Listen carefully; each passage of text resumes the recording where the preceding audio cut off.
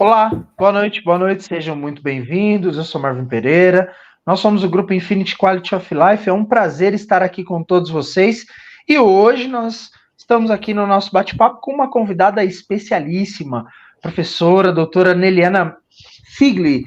Seja bem-vinda, professora, é um prazer estar aqui com você, um prazer tê-la conosco, né? Uma honra muito grande, uma profissional com um vasto gabarito aí, né? Um grande currículo para poder nos dar uma aula hoje sobre um tema muito bacana. Tive a oportunidade de participar no congresso da ABAD, de um pré-congresso ali, né, um workshop de treinamento sobre o tema, né, com uma gama de informação, vários convidados, inclusive com o compartilhamento das informações ali relacionado à entrevista motivacional, né? E hoje a gente vai abordar um tema bem legal ali relacionado à dependência química, mas antes disso, eu queria dar boa noite para todo mundo que está entrando, inclusive para a nossa convidada que está aqui hoje com a gente, pedir para ela também se apresentar, contar um pouquinho sobre ela para o pessoal. Fica à vontade, professora. Por favor, seja bem-vinda e muito obrigado. Eu que agradeço, Marvin, o convite, os elogios. A ideia nem sei se é uma aula, acho que é um bate-papo, uma conversa, um esclarecimento, né? Bom, meu nome é Neliana, eu sou psicóloga de formação, especialização, mestrado e doutorado na área de uso de substâncias pela Unifesp, pelo Departamento de Psiquiatria da Universidade Federal de São Paulo. Sempre estudei muito tema, né? Muitas pessoas me perguntam, mas como que você foi para esse tema, né? Assim, recém-entrada, né, na faculdade de psicologia, fui procurar estágio e caí na Unifesp, entreguei meu currículo, um belo dia me chamaram para entrevista e falaram assim, olha, escolhe uma área. E aí eu escolhi, né, alcoolismo. E aí eu comecei, né, eu sempre falo que tive madrinhas e padrinhos ao longo da carreira, mas a minha madrinha que me colocou nessa área foi a Maristela Monteiro, comecei a estagiar com ela, e no segundo ano da faculdade em diante não parei mais de trabalhar na área, né? Muitas pessoas às vezes me perguntam, tem alguma questão pessoal, acho que sempre foi um tema que me chamou muita atenção, mas depois que eu entrei no tema, eu vim a perder o meu pai por consequências do uso de tabaco, né? Ele teve um câncer de laringe que se espalhou pela parte gástrica, enfim. Então, isso acho que só me deu mais força para querer continuar trabalhando no tema. E trabalhando no tema, eu encontrei a entrevista motivacional, né? Eu falo que quando eu conheci a entrevista motivacional, eu posso dizer que eu mudei não só a minha prática profissional, mas até o meu estilo de vida, porque a entrevista motivacional é uma forma de você conversar e se posicionar e se comunicar com o outro, né? E nos meus estudos desde a época de 2000, né, fiz toda a formação com o grupo do Miller, uma associação que é o MINT, que é uma organização que congrega todos os entrevistadores, né, entrevista motivacional, e nesse ano eu tive a oportunidade de fazer a minha certificação, porque além da gente fazer a formação, desculpa, a gente faz também um treinamento para poder dar o curso de entrevista motivacional, e esse ano eles lançaram uma certificação para você, além de dar o curso, também poder identificar melhor e averiguar melhor a efetividade do modelo, e fui a primeira brasileira, né, que conseguiu essa certificação. Espero que eu seja a primeira por pouco tempo, que tenham mais pessoas que se motivem a estudar essa área tão importante no tratamento do uso de substâncias. No que depender de mim, hoje a nossa transmissão vai com certeza cativar o pessoal, porque eu me encantei.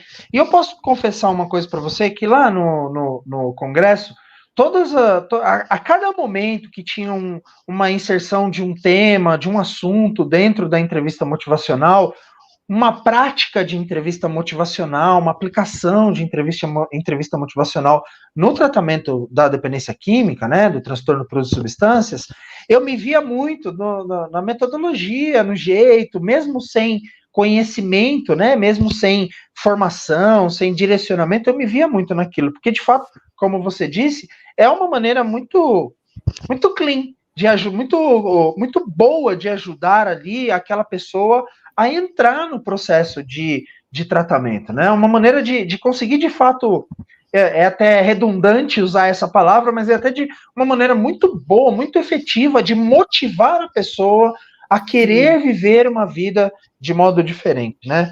Eu falo que ela é didática, né, Marvin? Até antes de ser psicóloga, eu era professora. Acho que o que me encantou na entrevista motivacional também é que ela é uma forma de você se comunicar com o outro e de você fazer com que o outro mergulhe nele mesmo e você extrair o que tem de melhor no outro. Nesse sentido, ela pode ser usada por qualquer profissional, né? Ela não é uma especificidade apenas do psicólogo. Né? Um médico, um assistente social, um fisioterapeuta, uma nutricionista, um conselheiro, um juiz, um delegado, um professor podem usar a entrevista motivacional. Muito bom, muito bom. Que baita introdução para a gente se acomodar na nossa poltrona, na nossa cadeira aí, né? Vem participar com a gente, sejam todos bem-vindos. Eu vi que tem uma galera que deve ter vindo a seu convite aí já, que eu nunca vi presente aqui conosco nas nossas transmissões. Sejam todos muito bem-vindos. Aproveitem, pessoal. Assim como o nosso bate-papo de hoje com a professora Neliana, nós temos aí mais de 2 anos já de transmissões com convidados extremamente qualificados, assim como a professora Neliana. Então tá todo mundo convidado a se inscrever nos nossos canais. Você que está vindo pelo YouTube, para um minutinho, é muito importante a sua interação para que essa transmissão, esse conteúdo chegue a mais pessoas. Sua inscrição no nosso canal, sua interação com a gente, seu boa noite. Eu vi que o Alan já comentou com a gente que está falando lá do Rio Grande do Norte, lá de Natal, né? Eu tenho familiares aí também, viu, Alan? Seja bem-vindo aqui com a gente. Mas as duas Cláudias, Cláudia Leiria, acho que é Leiria, que está aí, e a Cláudia Camargo, né? Comenta com a gente, a Suelen está aí também. Boa noite, pessoal, sejam bem-vindos. Comenta, curte, compartilha, se tiver dúvidas, quiser fazer pergunta, a gente vai retransmitindo para a professora poder responder para nós hoje aqui, né? E aí interage conosco, curte, comenta, compartilha. Imagina só, se você trouxer uma pessoa para essa transmissão, o quão bom, o quão benéfico vai ser para a vida dessa pessoa o seu compartilhamento, né? Um assunto magnífico como o de hoje, a gente não pode deixar de compartilhar. Aproveita que as nossas transmissões, elas são totalmente gratuitas, não tem custo nenhum para as pessoas poderem pagar, poderem participar e assistir com a gente aqui, não custa nada, né? Então, é uma honra, uma gratidão muito grande contar com você aqui também, viu, professora? Por essa dedicação aqui no nosso trabalho, nesse nosso movimento social aqui para levar informação, levar conhecimento para as pessoas. Sejam todos bem-vindos, a Elisa está entrando aí agora também. Obrigado, viu, Elisa, pela presença hoje. Se inscreve aí com a gente, tá? Olha lá, ela esteve junto com a gente lá no workshop do Congresso. Muito bom saber que tivemos colegas lá no Congresso da ABAD, um mega evento que a gente participou juntos lá. Bom, eu não vou me estender muito, eu não quero tomar hoje o tempo, porque eu estou aqui com o meu papel, com a minha caneta na mão, para anotar muita coisa, para aprender aqui, apesar de a professora dizer que vai ser um bate-papo, eu estou aqui como um aprendiz, né? Então, eu já queria pedir para você começar com um tema muito pertinente no setting de trabalho. Um conselheiro, por exemplo, ele lida ali diretamente com os momentos de dificuldade, com as crises, com os momentos de fissura, né? Falando do setting de comunidade, de clínica especializada, falando naquele convívio coletivo, né? E a gente identifica muitos momentos de dificuldade, né? Muitos momentos de troca e de interação que as características passadas ainda se apresentam como condições enraizadas na vida daquela pessoa. E por muitas vezes aquela pessoa não apresenta a motivação necessária, né? Ela não se mostra, ela ainda se mostra muito relutante para mudar o seu estilo de vida para um estilo de vida saudável. Então, por que mesmo apresentando as consequências, que é uma das funções do conselheiro, elucidar, mostrar ali para aquele indivíduo, né? Isso é o que a gente faz muito. Eu tenho muito isso na prática do dia a dia, de mostrar muito para o meu acolhido, para o paciente, as consequências negativas do uso de substâncias, né? Não que a gente fique ali causando mais tragédia, mais dor na vida daquela pessoa, mas a gente usa muito a força de para onde o indivíduo não quer voltar. mas é muito difícil ainda a gente conseguir cativar naquele indivíduo para onde ele quer ir. Né? Então, por que ele ainda se mostra muito relutante em, de fato, mudar nessa jornada de vida, professora? Acho que é uma pergunta boa, é uma pergunta boa para a gente pensar na ambivalência. O entrevistador motivacional, no setting de tratamento, ele não faz nada sem antes prospectar a ambivalência. E a ambivalência é algo muito subjetivo, é algo muito particular da história de vida daquela pessoa. Né? Muitas vezes a gente se depara com casos extremamente graves que estão beirando até a morte, mas a pessoa continua, né? Acho que talvez é esse o perfil que você está se referindo, né, Marvin? Isso. E que daí as pessoas falam, para de usar, para de cheirar, para de beber, e a pessoa não vê outra motivação, né? Eu falo que a gente sempre tem que olhar por debaixo da ponta do iceberg, né? Ninguém nasce dependente de substâncias, as pessoas se tornam dependentes de substâncias, e é por isso que o índice de comorbidades psiquiátricas é tão grande. Então, assim, o que está por trás daquele sofrimento, né? Recentemente a gente escreveu um livro, eu com a Nide Zanilato, até a Roberta Paiá contribuiu com um capítulo, e você também fez uma live com ela, com alguns... Foi a nossa última de segunda-feira, a live com ela. E eu escrevi nesse livro, que é um livro bem para familiares, bem para orientação mesmo. Eu escrevi um capítulo sobre motivação, e eu coloquei uma situação bem clássica, né, de uma pessoa que ela era um dependente de álcool, e ela bebia muito e dirigia o carro, e não aceitava que ninguém dirigisse o carro que não fosse ele, né? Veja lá, quando você se depara com uma situação como essa, o que você vai fazer? Você vai orientar a pessoa a beber e não dirigir, né? Assim, se ela está bebendo, não dirija, né? Você vai orientar a pessoa do risco que ela corre, do risco que ela pode acarretar para outras pessoas, né? Mas o que estava por trás, né, dessa motivação tão forte dessa pessoa? Certa vez, ele, a esposa e o filho estavam, né, a esposa dirigiu o carro, eles sofreram um acidente, esse acidente foi fatal para o filho, o único filho do casal, o filho morre. Depois desse acidente, a esposa desenvolve pânico, ela nunca mais conseguiu dirigir, e o pai desenvolveu depressão e a partir daí começou a beber. E só ele pegava no carro, né? Só ele dirigia o carro. Então é muito fácil a gente olhar a ponta do iceberg e falar assim, que pessoa irresponsável, como é que ele bebe e dirige, né? Mas a partir do momento que você não julga essa pessoa, entende o que motiva essa pessoa, dá voz a essa pessoa, a própria pessoa vai criando a consciência do que ela está fazendo. O que eu estou querendo dizer com isso? Às vezes são casos muito próximos da morte, né, como você falou, em clínicas, né, mas não é o uso de substâncias, é o que motiva aquela pessoa a usar substâncias. Às vezes ela tem um sofrimento tão grande na vida dela que talvez a única alternativa seja usar a droga. E não são todas as pessoas que conseguem ouvir o porquê daquele sofrimento, entender sem julgamento o porquê daquele sofrimento, né? E é isso que a gente chama das ambivalências, né? O que são as ambivalências? Aquela força que te leva para a ação, mas ao mesmo tempo você tem um questionamento, só que você não consegue mudar o comportamento, né? Vou dar um exemplo clássico, né? Porque a ambivalência faz parte do ser humano, das humanidades, né? Quantas vezes você não se pegou conversando sozinho? Faço coisa ou não faço? Quero ou não quero? Né? Mudo ou não mudo? Isso é ambivalência, e a gente tem ambivalência milhares de vezes ao dia. Por que nós não vamos ter ambivalência com uma doença, com um hábito de vida? Todo mundo tem. A questão é que a gente, quando se depara com ambivalência, a gente quer corrigir.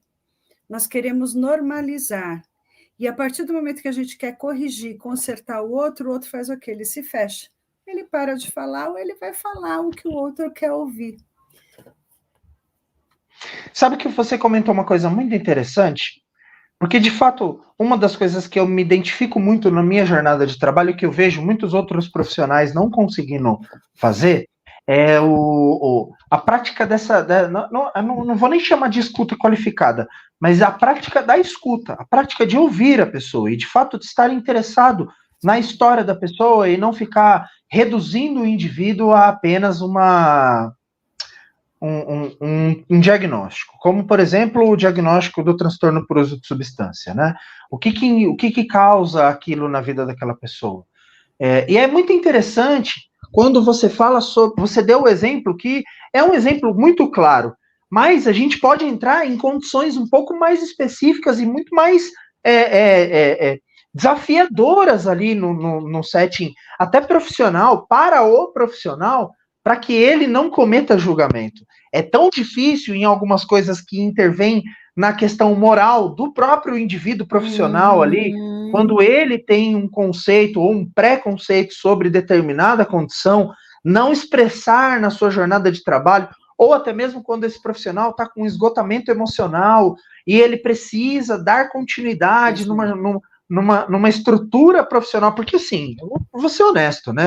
Eu trabalho em comunidade terapêutica, em setting terapêutico há 8 anos já. E eu já passei por instituições que eu era, em grandes momentos, hoje, graças a Deus, eu trabalho numa instituição muito bem organizada que tem uma jornada qualificada de trabalho. Né? Então, não sobrecarrega. Mas eu já passei por instituições que eu era o único profissional dentro daquela instituição. Em grandes períodos, eu segurava. E aí, como, né, para o profissional, como que o profissional consegue ali nessa jornada? E aí, quando eu me deparo com a entrevista motivacional como uma técnica, quando eu percebo, quando eu estou ali no workshop, ouvindo você falar das técnicas e aplicações de entrevista motivacional, falo, poxa, que bacana, dá para trabalhar com isso, né? E aí, pensando nessa ideia, como que a gente pode. O que esse profissional, nesse esgotamento emocional, esse profissional que tem preconceitos, e não de maneira negativa, não de maneira Na história marginalizada, de não de, vida, né? Ele foi sabe criando ao assim, longo da história da vida. como que esse profissional consegue interpretar dentro da entrevista motivacional, professora, uma metodologia de trabalho, o que ele pode usar ali de fato, mesmo em momentos desafiadores para o profissional, nesse setting terapêutico, né? Como que ele consegue fazer de fato como que ele consegue? Eu não sei se eu estou conseguindo fazer a minha pergunta direito, mas como que Acho ele que eu te consegue atuar? entendi. Atuar É, ali com o seu paciente eu de uma te maneira entendi. não prejudicial para o paciente, sem deixar a personalidade tomar conta naquele momento. É, primeiro, eu queria só fazer acrescentar algo. Entrevista motivacional não é uma técnica. Entrevista motivacional é um estilo de comunicação, é uma abordagem de aconselhamento. É algo superior a uma técnica. Isso Tá. pressupõe uma postura. O que acontece com as pessoas que muitas vezes utilizam a entrevista motivacional? Elas não, que não tenham um esgotamento emocional, todo profissional está sujeito a isso, ainda mais os profissionais da área de saúde. Algumas profissões têm um risco maior. Mas o que protege? A neutralidade. Nesse sentido, às vezes o nome nem é tão feliz, porque a entrevista motivacional, motivar, vamos motivar, né? E não é esse o objetivo, né? A entrevista motivacional é no sentido de tirar, de extrair da pessoa aquilo que ela tem de bom, as forças que aquela pessoa tem, porque todos nós temos um lado, eu brinco que é o lado branco, o lado negro da força. Quando o lado negro domina, a pessoa entra em vulnerabilidade, em doença. E a ideia é você equilibrar isso, né? Porque também ninguém consegue ser só o lado branco, né? Só Jesus Cristo, né? E olha lá, teve momentos que ele, né? Ele ainda assim se questionou, quer dizer, se ele que foi um dos maiores ícones teve essa ambivalência, por que nós, réis mortais, não vamos ter? Então a ideia é assim, é a neutralidade. A partir do momento que eu ouço o que o outro me traz com neutralidade, sem juízo de valor, sem julgamento, mas com a escutativa para entender o que move aquela pessoa, mesmo que seja o que move para aquela pessoa, para ela tirar a vida dela. Você falou de casos graves, né? O caso pior é um suicídio, né? Uhum. À beira de um suicídio, o que as pessoas geralmente falam para o suicida? Não cometa isso, não faça isso. Isso é o que a gente chama do reflexo de consertar. Quando você fala para um suicida, não cometa, não faça isso, na hora ele se fecha, ele fala, não vou falar mais nada. Né? E a partir do momento que eu tiro de mim a capa de super-herói, eu tenho que evitar que esse cara se suicide, né? Eu tiro essa capa e vou colocar todo o meu cognitivo, a minha escuta, todo o meu serviço à disposição daquela pessoa para apenas ouvir quais são os motivos que fazem ela ter desesperança tal que ela queira retirar a vida dela. Isso por si só já é um processo didático para a pessoa que fala. Você sabe que você comentando isso, eu lembrei lá, mais uma vez, do congresso, do workshop, e eu não lembro o nome do outro professor que estava conosco palestrando, se eu não me engano era Felipe. Teve o Felipe e teve o Cláudio. Eu acho que era Felipe, que falou sobre transtorno de personalidade borderline, e eu não sei se você se recorda da minha pergunta que eu fiz para ele, quando associado à comorbidade da anorexia, né? E, de fato, é uma característica diagnóstica muito desafiadora para o nosso trabalho. Amanda, só rapidinho, não perde a linha de raciocínio, tá? Amanda Treviso perguntou se pode fazer pergunta. Pode sim, viu, Amanda? Amanda acabou de mandar pergunta no chat, daqui a pouco eu repasso para a professora responder. E aí, lá no congresso, eu perguntei para o Felipe dicas, sugestões e ideias de como trabalhar com o perfil de transtorno alimentar com o transtorno de personalidade, né? E aí a resposta foi exatamente igual à sua de agora, que ele trouxe lá pra gente, falando sobre a neutralidade e sobre o não julgamento, né, em trazer para perto, em conviver com aquela pessoa com naturalidade, né? E a minha pergunta para ele foi em referência a uma das acolhidas que eu trabalhava lá no hospital que eu atuei durante um período, né? E essa paciente do hospital, ela tinha um bom processo de acolhimento comigo. Há poucos dias atrás, ela tinha transtorno alimentar e ela acabou de dar à luz a um bebê e foi um processo muito saudável. A gente sabe o quanto isso é difícil para uma mulher que tem um transtorno alimentar, quando ela se vê no espelho, né? Enfim, não vou ficar alongando sobre isso, mas eu lembro que eu convivia no dia a dia, no convívio, e ela sentava do meu lado para conversar comigo, porque eu não ficava dizendo para ela, não fala isso, não pensa isso, não diga aquilo. Eu ouvia ela no que ela falava, eu entendia o que ela estava dizendo, ela compartilhava os traumas e as dificuldades dela comigo, eu guardava aquilo como uma ética profissional, e aí eu não falava para ela, vamos lá comer? Quando a gente estava conversando, dava o horário da refeição, falava, eu tô indo sentar ali no refeitório, vamos ali, vamos sentar comigo lá no refeitório, na mesa do pessoal. E aí a gente sentava na mesa do refeitório, e ela entrava no refeitório, e ela não falava para ela ir comer. Eu só ficava lá conversando com ela naturalmente, com as outras pessoas da mesa, e ela vendo as outras pessoas comer, e tinha algumas comidas prazerosas, né? E ela se sentia cativada a comer. E eu conseguia fazer aquela menina comer, mesmo sem dizer para ela que ela tinha que comer. Coma, sabe, exato. Assim? Eu convidava ela para sentar numa roda de conversa dentro do refeitório. Ponto. O que é importante pontuar, né? Acho que você trouxe esse exemplo que é muito bem acertado, né? Você ia conversando, cativando, né? Ela foi te escutando, e aí ela demonstra a iniciativa de comer, né? Por quê? Porque em nenhum momento você falou, faça isso, faça aquilo, não faça isso, né? Não, você simplesmente foi dando ouvido ao que ela tinha que te dizer. E a partir daí, a pessoa se sente mais tranquila também para se colocar. Um outro ponto que eu queria pontuar ainda da neutralidade, né, que às vezes é uma questão que muitas pessoas me questionam, nossa, mas se você é totalmente neutro, então você acaba passando muito a mão na cabeça do paciente, né? Você não dá o diagnóstico, você não intervém numa situação de risco, a gente faz tudo isso, Só que a gente não começa o trabalho fazendo isso, né? Porque quando você pega um suicida, automaticamente você vai fazer manejo de contingência, você vai chamar a família, você vai chamar um SAMU, né? Não que você não vai fazer, você vai fazer isso. Só que antes você vai ouvir, você vai entender, pode ser que a pessoa na conversa, ela mesma, se deixe ajudar, e se ainda assim ela não se deixar ajudar, você coloca, você participa da conversa, né?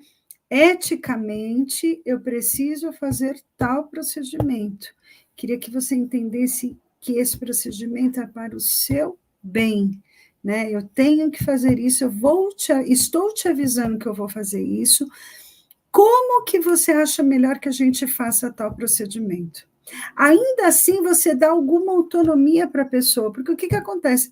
Quando a pessoa se sente coagida ou persuadida a mudar, é uma resposta inata do ser humano, ele fala, não, não quero, não quero, não é isso que eu quero, né? É automático, né? Isso é a persuasão, é o convencimento. Quando você está falando do exemplo da tua assistida, você não a convenceu a comer. Porque tenho certeza que se você tivesse convencido ela a comer, ela tinha levantado e tinha ido embora. Né? Você foi levando a situação que ela começou talvez a ficar desconfortável por não estar comendo ou com vontade de comer, e ela tem a motivação e ela tem o ato. Então, na neutralidade, a gente deixa o outro falar, entende as motivações, entende qual é a ambivalência, reflete isso para ele passa a entender por que ele está fazendo o que ele está fazendo, e aí sim, como que eu posso te ajudar? Né? De que forma que eu posso te ajudar? Olha, eu posso te ajudar de tal e tal forma. Né? Se a pessoa quer um tratamento, quais os tratamentos que existem, se ela quer um diagnóstico, a gente pode até oferecer um diagnóstico, enfim, aí N caminhos. Né? Mas não que a gente deixe de falar, nós fazemos tudo o que precisa ser feito. A diferença é a ordem. Primeiro eu vou conhecer, eu vou deixar essa pessoa chegar, ela vai criar um vínculo de confiança, e quando essa conversa estiver alinhada, juntos nós vamos decidir o próximo passo. Me veio uma pergunta polêmica em decorrência disso, mas eu vou guardar ela. Uma outra oportunidade a gente discute. Mas vou trazer aqui a perguntinha do pessoal que está assistindo a gente, tá? Só para não deixar de falar sobre a integração do manejo de contingência na entrevista motivacional, né? Um outro perfil nesse mesmo setor, um setor de risco grave, de risco de suicídio, uma garota jovem também, né, autista, com nível alto de autismo, né, eu não sei o certo modo de falar isso, eu tenho pouco estudo sobre esse tema, né, mas é uma pessoa com um grau de autismo grave e com um transtorno de personalidade borderline também, né, dentro do quarto, batendo a cabeça na parede, com crise, né, e aí no setor que eu estava, precisava fazer esse procedimento de proteção. E aí o procedimento correto é a equipe de enfermagem fazer uma contenção mecânica, né, conduzir até o setor de atenção específica, né.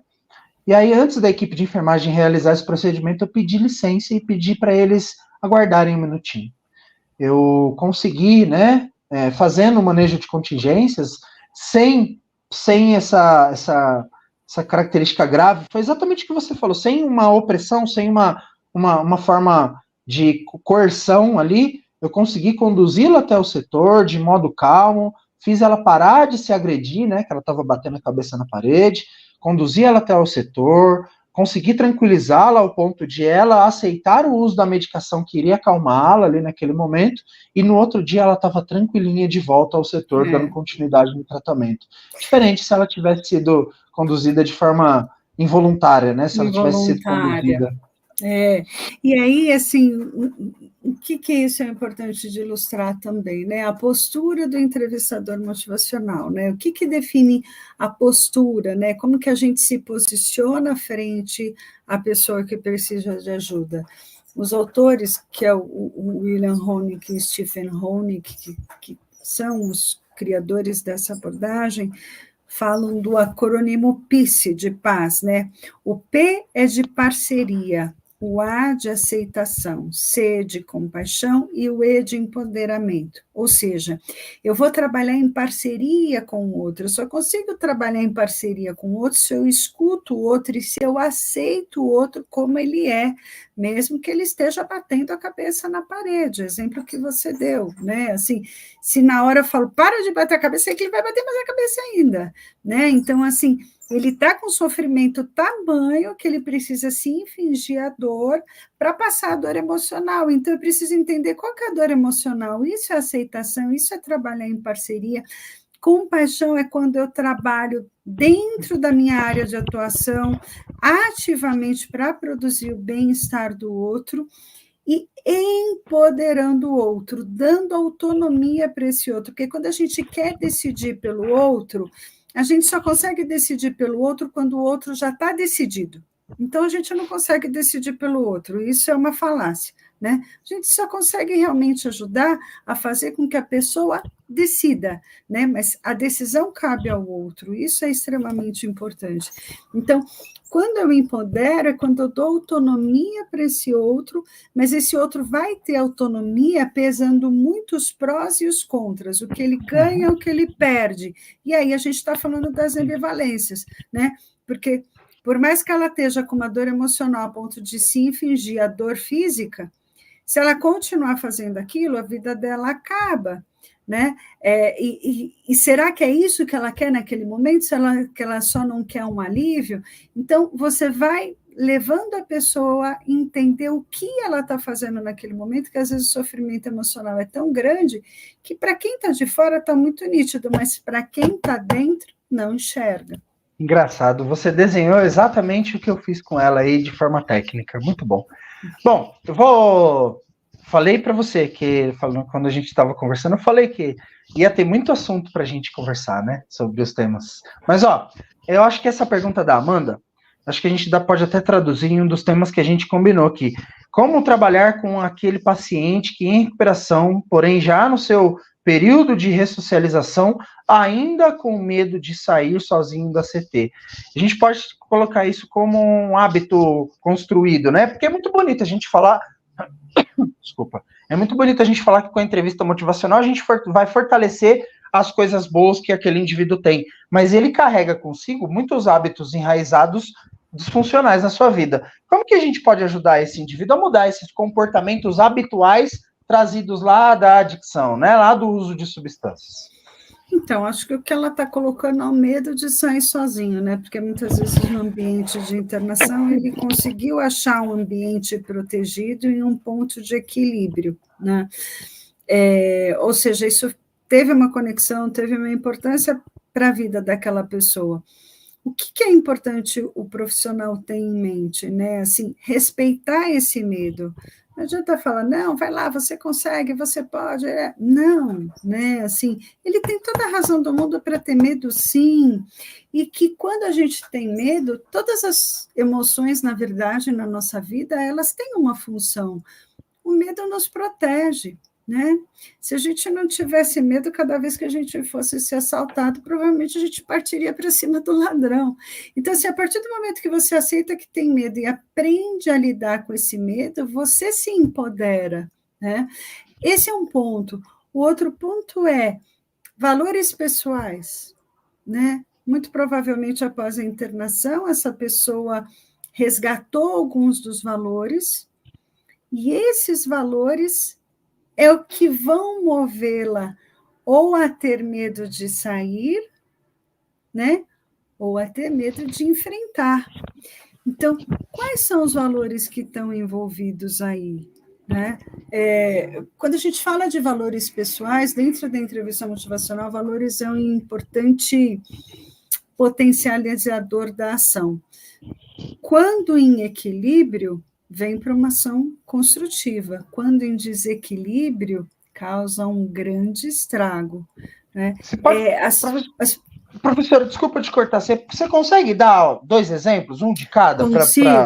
Consigo, porque as pessoas pensam muito assim, valores pessoais como algo positivo, mas eu sempre dou um exemplo, por exemplo, do otimismo. né? Ai, otimismo é um valor ótimo. Sim, é um valor ótimo, maravilhoso. Mas uma pessoa extremamente otimista, muitas vezes ela se desconecta da dura realidade da vida e ela se deixa de se proteger, ou proteger aqueles que ama. Um exemplo disso no setting terapêutico? Vamos pensar, por exemplo, no jogador patológico, que é extremamente otimista. Tá. É um estrago. No setting terapêutico, isso aparece muito. Eu ia comentar sobre aquele cara que começa a se relacionar num processo de, por exemplo, de ressocialização. Aí ele começa a ser otimista demais com a perspectiva do relacionamento. Isso, também, perfeito. Né? Acho que a gente já teve 2 exemplos bons. Né? Muito bem, muito bom, professora. Eu acho que até aqui a gente vem com um bate-papo bem legal, pessoal. O que vocês estão achando aí? Comenta com a gente. Sejam bem-vindos, né? Nós somos o grupo Infinity Quality of Life. Hoje estamos com a professora Liliana Figli. É assim mesmo que pronuncia o sobrenome, professora? Figli. Figli. Tá. Então, sejam bem-vindos, participem conosco. Tem mais uma perguntinha do Fabian aí, já eu vou transmitir ela para a professora, tá, Fabian? Aguenta um pouquinho. E no final da transmissão, a professora falou de um livro que ela escreveu, né? Eu acho que ela vai comentar de outros 2 ainda, que a gente vai disponibilizar os links para vocês aí também. Fica aí com a gente, tá? Bom, vamos pensar, vamos além desse setting de tratamento terapêutico um pouquinho e pensar no acolhimento de forma ambulatorial, né? Pensar aí também nesse cenário de ajuda mútua, nesse cenário ainda onde a pessoa ainda está na perspectiva do uso de substâncias, né? Como que a gente consegue fazer? A entrevista motivacional, ela consegue fazer com que aquele indivíduo que está ainda em uso, né? Ou em uso nocivo, ou no abuso, né? Fazer com que essa pessoa consiga nos ouvir sobre a perspectiva da oportunidade de mudança de vida com o uso de substâncias, né? Como a gente pode ser ouvido por uma pessoa que ainda está fazendo uso? Marvin, não é você ser ouvido, é você ouvir. Não é a gente falar, a gente pode dar aulas, a gente pode dar explicações, vocês podem explicar os 12 passos. Num primeiro momento, para que a pessoa engaje no tratamento, você precisa ouvir, você precisa entender o sofrimento daquela pessoa, né? E o como isso na atual época que nós vivemos é forte, né? Porque hoje em dia a gente não tem mais a dificuldade da comunicação, a gente não tem mais a dificuldade da informação, está tudo aí, muito à mostra, só que as pessoas só querem falar e elas não querem escutar, e quando as pessoas não são escutadas, elas adoecem. Né? Entra naquilo que eu falei da persuasão, o outro vai falar para tentar convencer, e não é um convencimento, né? É entender qual que é a dor, o sofrimento do outro e como que eu posso ajudá-lo. Por isso que na entrevista motivacional nós falamos muito da escuta ativa. É esperado, em uma conversa em entrevista motivacional, que o profissional fale 25% a 30% do tempo. 70% a 75% do tempo quem fala é o cliente, é o outro. Tá, eu vou emendar uma na outra, porque eu acho que aí já puxou esse gatilho. Então, pensando nessa ideia da escuta, como se posicionar frente a essa pessoa? Né? Ela ainda está sob o efeito, ela ainda valoriza muito a ideia do uso de substância como algo benéfico para a vida dela. Como eu vou dar um exemplo da Neide, dado o simpósio, né? O paciente está ali no ambulatório, chegou nela, né, e falou assim, olha, eu acho que usar maconha é bom, e deu uma aula sobre as coisas relacionadas ao ao uso recreativo de maconha, né? O positivo do uso recreativo de maconha. E aí a Neide começou a questionar ela. E aí ela virou e falou, mas vem cá, você não é especialista? Falou, sou, mas você acha que eu sou especialista no quê? No uso? Não, eu sou especialista no tratamento do problema associado ao uso, né? Então, eu acho que eu já respondi a pergunta até, talvez, mas esse foi um exemplo que a Neide deu lá no simpósio. Como se posicionar frente à pessoa que ainda valoriza muito o uso de substâncias? Por exemplo, dentro da entrevista motivacional, quando eu falo que a gente fala a menor parte do tempo, eu falo que a nossa atuação assim é quase que cirúrgica. Por quê? Porque como você fala pouco, você tem que falar muito certeiro. Para falar muito certeiro, você precisa entender muito o terreno onde você está pisando. Então, dentro dessa estratégia de comunicação, você faz muito menos perguntas. Quando você fala, você usa muito a reflexão. O que é a reflexão? É simplesmente repetir ou reformular o que a pessoa disse com outras palavras, mas não deduzir, não interpretar, simplesmente devolver como um espelho, como a imagem do espelho, né? Você faz também muitos reforços positivos naquilo que a pessoa tem de bom, naquilo que ela mostra de positivo, né? E você pode oferecer informações e conselhos, né? Dentre essa comunicação, também você pode fazer um resumo de tudo que foi dito, até para sinalizar para onde que essa conversa está se dirigindo, né? Então, o que eu sempre falo, talvez para você manter a neutralidade, faça menos perguntas, escute mais, reflita mais. Se a gente fala da reflexão, esse é um dos princípios do 12 Passos, né? A terapia do espelho, né? Ou seja, na hora que os membros de grupo estão fazendo a partilha, ninguém fala, todo mundo escuta, né? Então, é um pouco essa ideia também, né? De você ouvir muito e, quando falar algo com mais certeza, com muito mais certeza, sem deduzir, sem corrigir, sem interpretar. E dentro do nível de prontidão que o cliente também está, né? Porque, assim, se ele está totalmente pré-contemplativo, querendo usar substâncias, se você for falar algo no sentido não use substâncias, ele vai se fechar, né? Então, assim, em algum momento você pode até dizer, entendo que esse é o seu desejo, essa é a sua vontade. Mas se você me permite colocar, e a gente pede muito permissão, porque isso também dá autonomia ao outro, né? Se você me permite colocar, pelo meu papel de tratamento, eu acho esse um caminho de risco, por esse motivo. Aí você vai oferecer informações, mas você devolve para o outro, a escolha é tua. Eu só estou aqui para te oferecer informação e você fazer o melhor uso dela. E a partir daí também o dependente se sente responsável pela vida dele, porque quando o médico, o psicólogo, o assistente social quer que ele pare, ele se isenta, ele fala, eles já estão preocupados, eles vão fazer isso, né? E é o que eu falei, ninguém muda ninguém, nós não temos esse papel, né? Inconscientemente eles fazem isso, né? E nós não temos esse papel, a gente só pode orientar e alertar. Que maquininha doida nossa cabeça, né? Ó, eu acho que você já deve ter respondido, inclusive, a pergunta da Elisa, né? É a própria pessoa que diz como pode ajudá-la? O terapeuta não pode sugerir? É exatamente isso. Nós acreditamos que a pessoa é especialista na vida dela. Eu posso ser especialista no transtorno por uso de substâncias, mas a pessoa é especialista na vida dela. Então, nós vamos conversar, a gente vai trocar esses diferentes saberes. E, assim, eu posso sugerir, mas depois que eu troco esses diferentes saberes, e ainda assim, para sugerir, eu peço permissão, porque a vida do outro, eu não vou poder dizer o que o outro vai fazer, né? Olha, se você me permite, eu gostaria de compartilhar alguma informação, ou outras experiências de outras pessoas que estiveram numa situação parecida com a sua, você me deixa compartilhar? Você pede essa permissão. E isso é uma forma de empoderar e dar autonomia também. Muito bom, professora. Bom, a gente está caminhando para o finalzinho. Antes de eu pedir para você fazer considerações finais, falar dos livros, né, convidar o pessoal para conhecer os livros, tem uma última pergunta do Fabian.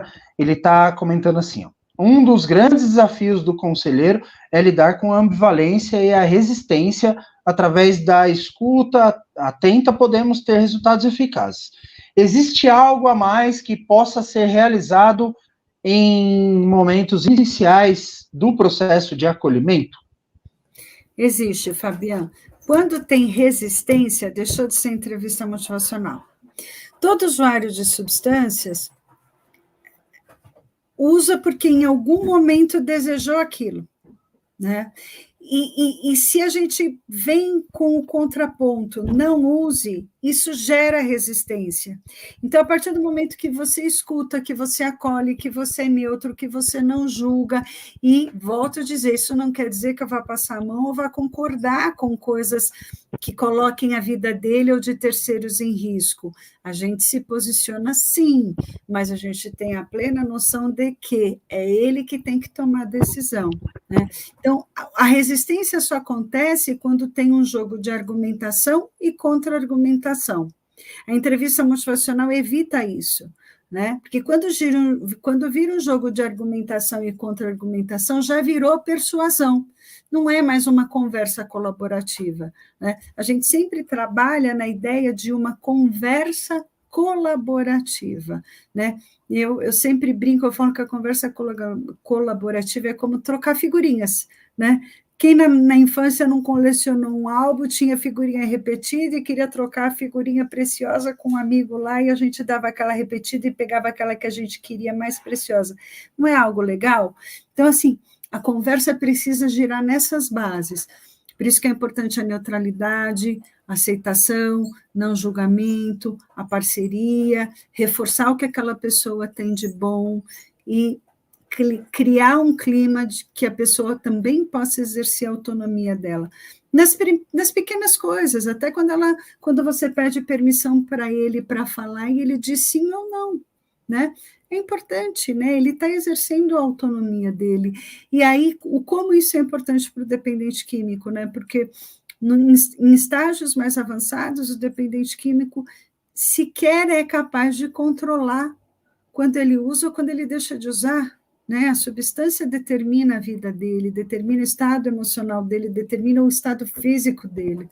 Isso dá muita impotência. Então, quando a gente consegue mostrar que ele pode ter alguma autonomia, isso é trabalhar com as ambivalências, isso é trabalhar com os valores da pessoa. Claro que muitas pessoas vão se ver totalmente desacreditadas, né? Mas eu não consigo, eu já tentei tantas vezes.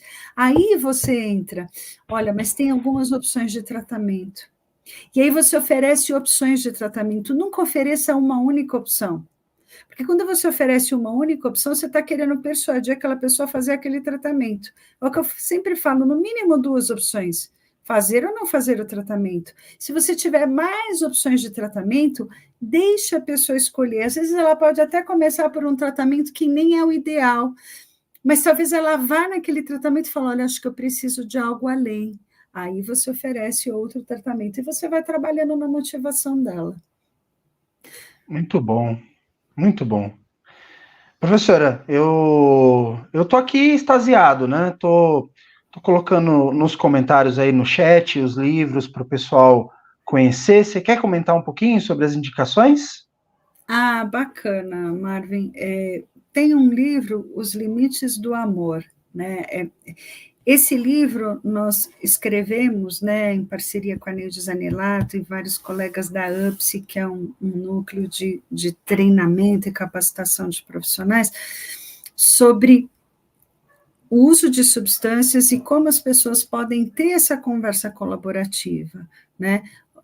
Quais os impactos, como que pode ser feito isso, como que a pessoa pode se cuidar, como ela pode viver o momento presente e não ficar pensando no futuro ou só amedrontada no passado, né? Como ela pode questionar os pensamentos dela e como pode ser feita a prevenção em família.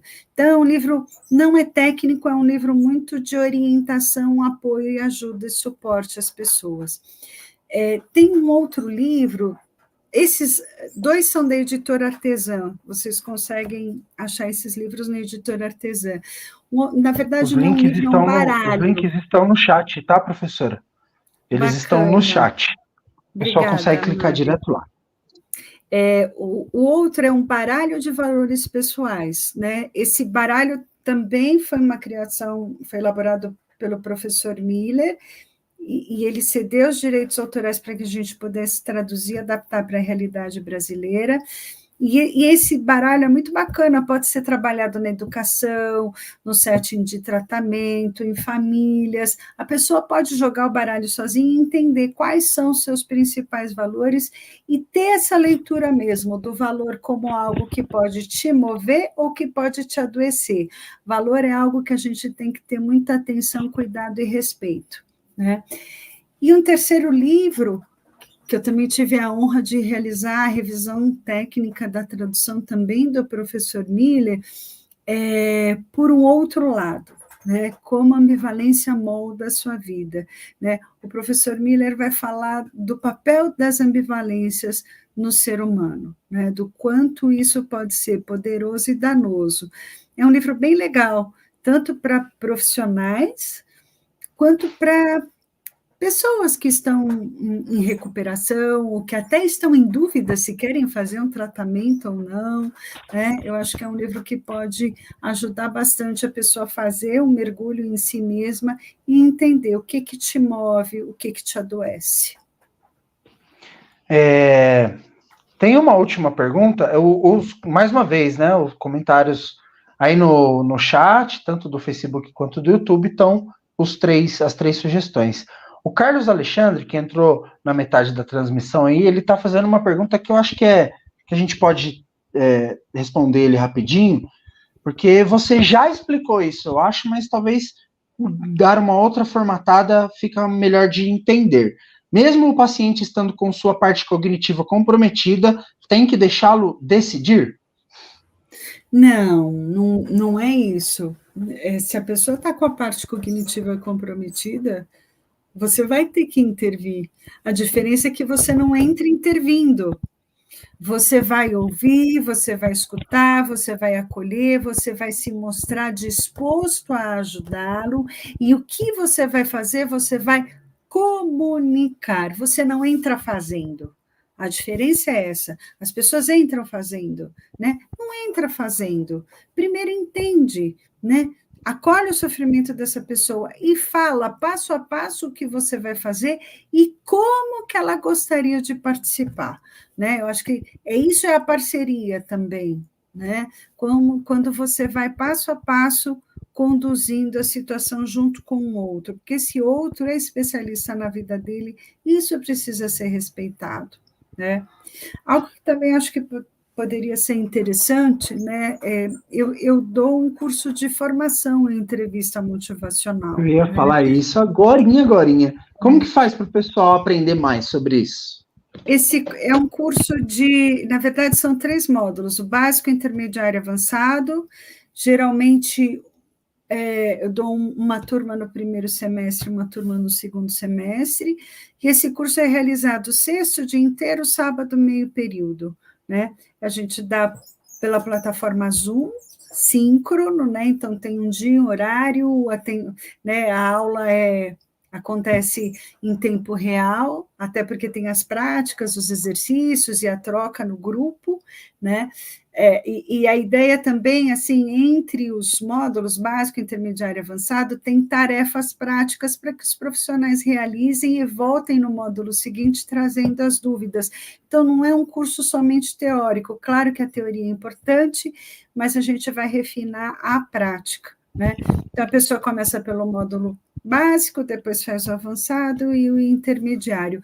No meu site, você tem acesso, né, que é o meu nome, nelianafili.com.br, mas também aí tem o e-mail, né, tem as mídias sociais, as pessoas conseguem achar. Vai ser um prazer tê-los lá. A Elisa está dizendo que não abriu o link, Elisa. Depois entra nas nossas redes aí, ou aciona direto a professora, ou pode chamar a gente aí em qualquer plataforma, @Grupo Infinity, né? Que eu te mando o link direitinho para você conseguir abrir. Parece que não está abrindo aí, mas pode chamar a gente, aciona a gente aí pelas outras plataformas que eu te mando o link direitinho. O nome do livro é Pensando Melhor, tá? E aí, chama a gente aí que eu te mando o link lá. Bom, professora, eu fiquei encantado com o bate-papo de hoje, né, com a aula de hoje. Eu costumo dizer, outra pergunta da Elisa, o curso é só presencial? Ao contrário, o curso é online, de forma síncrona, mas é online, tá, Elisa? Para quem quiser fazer, o contato da professora Neliana está passando aqui, ó. Até antes da pandemia, realmente eu realizava esse curso presencial, mas depois da pandemia, até nessa associação MINT, né, eles deram todo o suporte para a gente, porque como é uma abordagem de comunicação, eles deram todo o suporte para que a gente pudesse formatar o curso no formato online mesmo. E aí eu acho que foi muito bacana depois dessa experiência, porque agora a gente consegue ter alunos do Brasil todo, né? Então, já tive aluno do Sul, do Sudeste, do Norte, do Nordeste, do Centro-Oeste, e essa troca, né, de diferentes saberes, de diferentes regiões, enriquece bastante também a aprendizagem. Eu comecei há pouco, né? Eu ainda não tenho uma titulação acadêmica para poder ser um docente, mas eu comecei há pouco a participar como colaborador de um curso de formação de conselheiros, e uma das coisas que eu falo muito é dessa diversidade. Eu tenho a oportunidade de conhecer algumas regiões na prática, né, na prática clínica, e aí tenho contato com várias pessoas de diversas regiões também hoje, através das mídias digitais, participando dos eventos, né, na associação, na ABAD. É muito legal também a troca e a interação que a gente tem lá de diversas culturas. E isso que você falou é, de fato, uma coisa muito rica, quando a gente começa a conhecer essas diversas formas de trabalhar, de ajudar as pessoas, né, de diversas singularidades, eu acredito assim. Muito bom, o bate-papo de hoje foi maravilhoso, muito obrigado, professora, seja sempre bem-vinda, né, se prepara que eu vou replicar o convite para a gente voltar, que eu acredito que tem muita coisa, como eu falei, veio curiosidade muito polêmica ali nas outras perguntas, eu deixei anotado aqui, a gente vai conversando mais para frente, a gente retoma aqui outros bate-papos de acordo com a sua possibilidade. Mais uma vez, obrigado por estar aqui com a gente, tá? Antes de você se despedir, antes rapidinho, só mandar um abraço para o pessoal que veio participar conosco hoje também. Fiquem à vontade, tá, pessoal? Nós temos nosso trabalho, ele é voluntário, ele é social, ele é gratuito. Todas as pessoas que quiserem participar e são muito bem-vindas, né? Nós contamos com a sua colaboração para propagar esse nosso trabalho, para impulsionar, né, as plataformas digitais. O próprio algoritmo das plataformas entende a interação de vocês, o compartilhamento, né? Curte, comenta, compartilha, salva, segue lá as outras redes, né? @Grupo Infinity, tanto no Facebook, aqui no YouTube, quanto no Instagram também você encontra a gente. Você também pode encontrar a gente lá no Spotify. Cada plataforma tem um programa diferente, né? Hoje nós estamos simultaneamente pelo Instagram, pelo YouTube, pelo Facebook. Lá no Instagram a gente tem um compartilhamento de conteúdo também. No Spotify é um outro compartilhamento de outro conteúdo, né? E a gente se dedica aí de forma bastante rigorosa, ética, profissional, se dedicando muito à busca do conhecimento, né? Sempre tentando trazer e elucidar sempre os temas de forma muito responsável, com um embasamento científico por trás, com convidados maravilhosos, como a nossa professora de hoje. Seja bem-vinda sempre, viu? Um prazer tê-la conosco aqui. E aí todo mundo está convidado a continuar participando conosco, porque deixa eu já fazer a chamada da semana que vem. A doutora Laura Fracasso, especialista em Mindfulness, vai nos dar uma outra aula sobre as técnicas de Mindfulness, que é uma das metodologias mais utilizadas em comunidades terapêuticas, num setting de tratamento ali, né, em ajuda mútua, né, recuperação entre pares ali. Mindfulness é uma técnica muito gostosa de trabalhar com ela também. Então, todo mundo convidado a continuar participando conosco aí dos nossos trabalhos. Sejam sempre muito bem-vindos. Quem tiver convite aí também para fazer, né, quem for profissional que acompanha pacientes em recuperação, seja de qualquer tipo de transtorno, nós reorganizamos, doutora, uma reunião de partilha online, todas as quartas-feiras, às 21 horas. É uma reunião aberta, entram profissionais ali também, mas o objetivo é trocarmos experiência de recuperação e mutuamente nos ajudarmos no objetivo de qualidade de vida. Então, todas as pessoas são bem-vindas, pessoas que estão em recuperação do uso de substância ou de todos os outros tipos de recuperação, familiares, né, profissionais, voluntários, pessoas que que são apaixonadas pela área, todos podem participar, amigos, né, de grupos anônimos, sejam sempre bem-vindos conosco. O link é um link permanente, está disponível nas nossas redes. Se quiser, se não conseguir achar, manda mensagem em qualquer das nossas plataformas aí, que a gente encaminha para você também, tá bom? E aí fica o convite para vocês continuarem conosco. Sigam a gente nas redes sociais. Professora, por favor, pode fazer a sua despedida, deixar o seu boa noite para a galera aí. Parabéns, Marvin, pela iniciativa, agradeço muito o convite, agradeço a atenção e a presença de todos nessa live, espero ter podido contribuir um pouco sobre motivação. Eu fico muito contente de saber, né, que antes foi a Roberta Paiá e que aqui me segue é a Laura Fracasso, adoro a Laura e a Roberta também, em especial quando você fala do mindfulness, né, o próprio professor Miller fala da importância do mindfulness, né, e que a entrevista motivacional precisa do espírito mindfulness, da atenção plena que o mindfulness preconiza, né, inclusive ele até sugere uma oração da entrevista motivacional, né? Ou seja, que o profissional, antes de começar a trabalhar, que ele possa se preparar, que ele possa entender a importância e a insignificância dele na vida daquela pessoa, né? Porque muitas vezes, como eu disse, né, tem pessoas que querem vestir a capa de super-herói, né? E não é super-herói, né? Então a gente precisa entender que a gente tem uma importância num determinado momento que ele abre uma portinha. Ele abre a portinha, a gente tem que ter atenção muito clara para saber a hora de entrar, a hora de sair, para deixar ele se empoderar e fazer as mudanças que ele precisa fazer. Então, muito bom saber que vai ter a Laura, porque mindfulness e entrevista motivacional se complementam muito, na ideia da atenção plena, da aceitação sem julgamentos, da parceria, né? Eu acho que é um momento em que as terapias, elas têm dado uma importância muito grande para a questão da escutativa, porque o mundo não escuta, né? O mundo só quer falar, e nós precisamos escutar. Essas seriam minhas palavras finais. Muito eu já te admirava, professora, e agora eu admiro ainda mais, porque você não, de uma forma muito singela, sem nenhum propósito, falou de outras terapias conectadas no modelo de entrevista motivacional, e eu apoio isso demais. Eu questiono muito pessoas que são eu vou até inventar um termo aqui, tá? Defensionistas ali da sua própria modalidade de trabalho, porque eu acho que a gente precisa se unir mais. Tem uma gama muito infinita de pessoas que estão precisando de ajuda, e de ajuda de forma pluralista, nunca de forma individualista, né? Tem pessoas com problemas tão complexos, que se a gente achar que vai se esgotar com apenas uma área de saber, a gente vai acabar se tornando pessoas ignorantes, né? Então, obrigado, parabéns, uma grande admiração pelo seu trabalho, e a gente vai se falando aí para voltar outras vezes, tá? E obrigado a você que está aí também do outro lado, seja sempre bem-vindo, um prazer tê-los conosco. Cláudia, Roberto Cardoso, acho que eu só não falei o nome do Roberto hoje, que ainda que mandou no comentário aí, tem uma galera participando com a gente hoje aí, ativa. JMJ, Jesus Maria José, seja bem-vindo. Elisa, obrigado a todos vocês que participaram conosco, sejam bem-vindos.